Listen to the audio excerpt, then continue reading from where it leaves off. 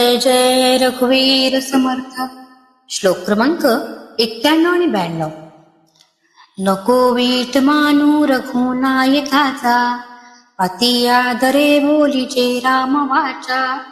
नवेचे मुखी सापडे रे पुकाचा, करी घोष त्या जानकी वल्लभाचा. हे मना, सुखमय असणाऱ्या भगवंताचा कंटाळा मानू नकोस.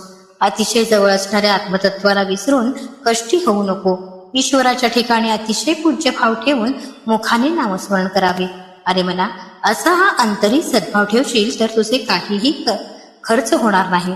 परमेश्वराचे नाम घेण्याकरता कोणतेच काहीही भांडवल लागत नाही. ईश्वराच्या प्राप्तीसाठी काही सांडावे लागत नाही, काही मांडावे लागत नाही. एक विचार शोधून पाही म्हणजे कळेल. भगवंताचे हे फुकट उपलब्ध असणारे रामनाम आवडीने सतत घ्यावे. अंतःकरणामध्ये सहज होणारे स्मरण, मनन, चिंतन हे अविरत करावे. आपले आत्मस्वरूप सतत ध्यानी मनी चिंतनी ठेवून स्वतःचे आत्महित साधावे. आपल्या समोर सीतापती श्रीरामांचा आदर्श ठेवावा. श्रीरामांच्या नामात एक प्रकारचे नवचैतन्य बहरलेले अनुभवास येते. पहा, स्वयंप्रकाश शुद्ध चैतन्य आणि आनंद घन हे त्याचे स्वरूपच आहे. असे हे आत्मस्वरूप नामसाधनेच्या योगाने सहज साध्य होते. मानवी जीवन म्हणजे या भवसागरातून दीर्घकाळ प्रवास करणारी एक देहरूपी नौका आहे. या नरदेहरूपी नौकेला केव्हा धोका होईल हे सांगता येत नाही. म्हणून भगवंताच्या नामाचा आश्रय घेऊन हा भवसागर पार करण्याचा प्रयत्न करावा. अति आदरे सर्वही नाम घोषे, गिरी कंदरे जायचे दूरी दोषे. हरी तिष्ठ तू तोषला नाम तोषे, विशेषे हरा मानसी राम भीसे.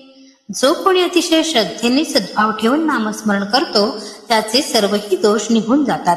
सर्व काळ चालत असणाऱ्या अतिपवित्र नामघोषामुळे बरे वाईट सर्व दोष गिरी गुहा दऱ्याखोऱ्यांमध्ये विरून नष्ट होतात. या रामनामाचा महिमा अतिविलक्षण अति प्रभावी असा दिसून येतो. ज्या ठिकाणी भगवंताच्या नामाचा जयघोष चालतो त्या ठिकाणी भगवंत संतुष्ट होतो. नाही वैकुंठीचे ठाई, नाही योगियांचे हृदयी, माझे भक्त गाती ठाई ठाई, तेथे मी तिष्ठतो नारदा. मी वैकुंठामध्ये राहत नाही, मी योग्यांच्या हृदयामध्ये रमत नाही. ज्या ठिकाणी माझे प्रेमळ भक्त भजन कीर्तन नामघोष करतात त्या ठिकाणी त्या नादब्रह्मामध्ये मी तल्लीन होऊन जातो. अशा सद्भक्तांच्या अंतःकरणातील शुद्ध भक्ती पाहून त्यांच्या कीर्तनात मी उभाच असतो. हे भगवंताचे उद्गार आहेत.